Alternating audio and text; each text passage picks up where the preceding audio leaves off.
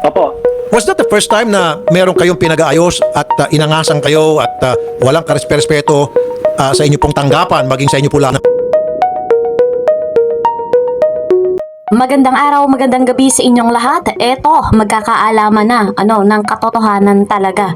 At kawawa, etong si Viancy patuloy na pinapalapa sa basher ni Doc Love. Maganda nga sana kung sakaling ituloy na ipatulpo etong si Doc Love, siya dapat nga ang pinapatulpo. Maganda kung ang kaharap niya kaharap niya doon ay etong si Kalinga Prab. Nang sa ganon, matanong, mailantad ang katotohanan. Pero ang hinihintay nga natin ay yung sa barangay. So sa pagkakataon niyang ito, palubha ng palubha ang kalagayan, palubha ng palubha ang bashing na natatanggap ni Viancy, at dinadagdagan pa lalo. Hindi niya pinoprotektahan, mas lalong dinadagdagan palalo ni Dr. Love. Napanood nyo naman siguro yung iba na pinapanood si Dr. Love. Alam ko na updated kayo. Kita nyo naman, napakinggan nyo sa kanya na pilit niya na, o sige, mag-vlog ka na, i-vlog mo yung pamilya mo, yung family at yung simbahan, yung church. Di ba naisip yun ni Dr. Love na pag ginawa nga yun ni Viancy, mas lalong dadami ang magbibigay ng reactions, mas madaming magre-react, iba't iba mula sa iba't ibang sektor ng mga reaktor. At kawawa na naman dito si Viancy. Kahit ang sinisisi ng pamilyang iyon, ni Viancy, ang pamilya Batalero, kahit ang sinisisi nila na kaya daw sila nababash dahil kay Kuya Val, very wrong. Alam niyo kung bakit? Dahil ang tanging kasagutan dyan ay kasalanan po ni Dr. Love. Ano pa nga ba ang dapat nating malaman, ating pakinggan etong pahayag. Tuloy! Basta kung sino man, nanawagan ako. Kung sino... Nananawagan! Nananawagan sa di umanay gumawa ng YouTube channel. Ang popi ng ina mo. Ha? Ignorante ka, wala kang alam? Lagi kang walang alam? Ha? Tuloy. Nung gumawa ng channel yan, kung sino man nagturo, Kung sino man daw ang gumawa ng channel, kung sino ang nagturo, pag-live nyo na yan at pag-live-in. Ipag-live nyo na daw yan at pag-uploadin nyo na. pag-uploadin nyo na. So, ipinupush nyo na. Sa mga tumulong daw gumawa ng channel, pag-live-in nyo na at ipag-uploadin nyo na raw. Si Viancy. So, parang mukhang dismayado ka. At hindi ka na makahalakak. Ha? Hindi ka na makahalakak. Istresan mo ka eh. Ganyan ipinupush. Inuutusan. Nananawagan. Sa lahat. Kung sino man daw ang gumawa ay pag-live-in nyo na raw si Viancy at pag-uploadin na. Okay? Total, binubugbog na rin lang naman. Total, binubugbog na rin lang naman araw-araw. Okay, go. Go. Sige. Ikaw utusan mo. Total, pinupush mo. Nananawagan ka na pag-live-in na at pag-uploadin na. Total, binubugbog din lang naman araw-araw. Dapat ikaw ang bugbugin. Dahil ikaw ang promotor ng kaguluhan ito. Ha? Nananawagan. Ang galing. Masama yata ang loob mo at parang gusto mo nang ihulog sa bangin ang dalaga. Ha? Parang gusto mong ilubog sa kulmunoy. Ha? Ilublob sa kulmunoy. Ha? Ihulog. Kasi nagbabagang apoy. Ha? Ito ba ang sumisigaw na ama-amahan? Nasaan ang iyong mga iyak-iyak nga pala? Nakukilang ina ka. Ha? Tuloy. Araw-araw. Yun ang panawagan ko. Nananawagan. Sa lahat daw, sa mga tumulong na gumawa ng channel, pag-live-in nyo na. Ayon dito.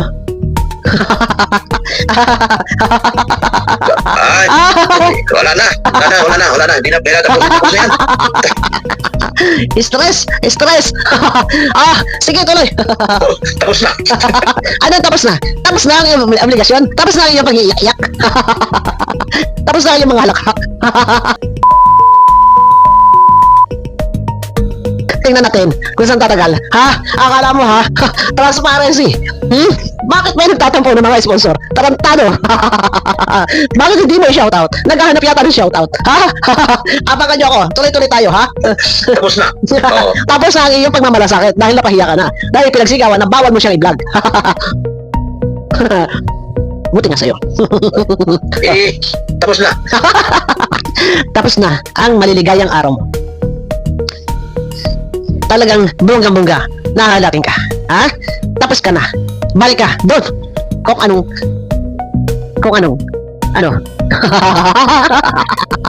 Kung ano pinanggalingan mo. Magayon ka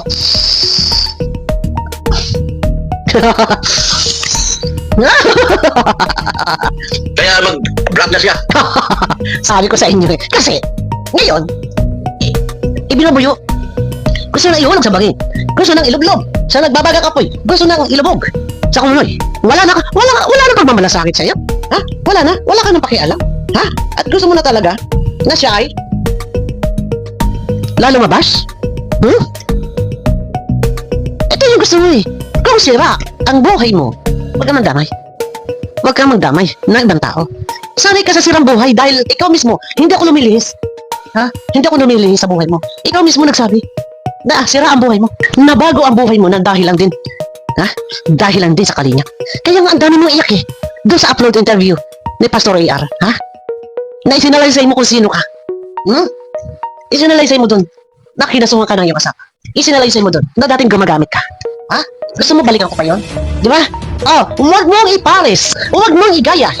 Yung ibang tao, kagaya niyang pamilyang iyan sa buhay mo, nasanay ka sa ganyang buhay, kalbaryong buhay. Ha? Ito yung hirap sa iyo eh. Kaya napakamalas ng pamilya Batalero. Dahil ang mga taong nagsulsol sa kanya, umpisa pa lang, ang mga nagsulsol sa kanila, inihulog sila sa kasamaan.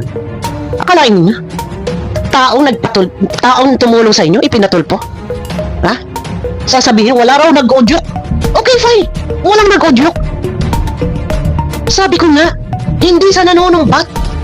Wala ba kayong utang na loob? Ipinagsisigawan nyo kayo may utang na loob. Bakit kung kayo may utang na loob, bakit ninyo ipinatulpo yung taong nag-ahod sa kahirapan nyo? Eh, yun na lang eh. Sarili nyo desisyon.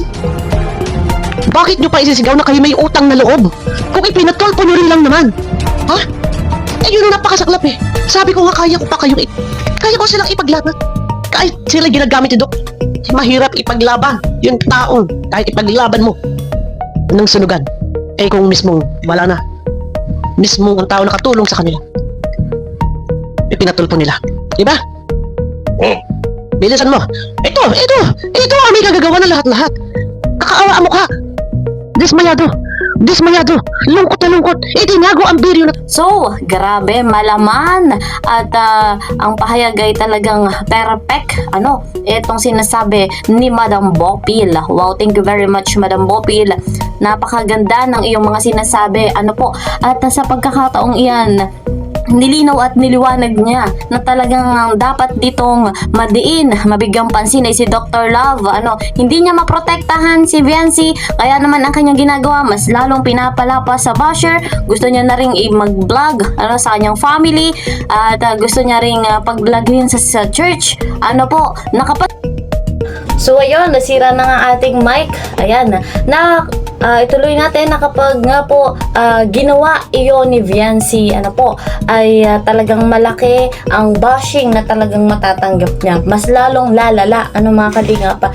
At mas makikinabang dito yung mga makikisawsaw na bashers, makikisawsaw na mga reactors. Ayan, na talagang hindi niisip ni Doc na mapapahamak lalo etong si Viancy. So, sa pagkakataong yan, suportahan natin kung ano pa nga bang magandang plano ni Kuya Val at ni Kalingap Rob. At sa barangay, magharap-harap. So, yung update doon, abangan natin mga kalingap. Ano man ang mangyari, lagi nating isipin yung ikabubuti ng lahat. So, lagi nating isipin, we are one kalingap, one family. Hanggang dito na lamang. See you po sa next video. Bye-bye!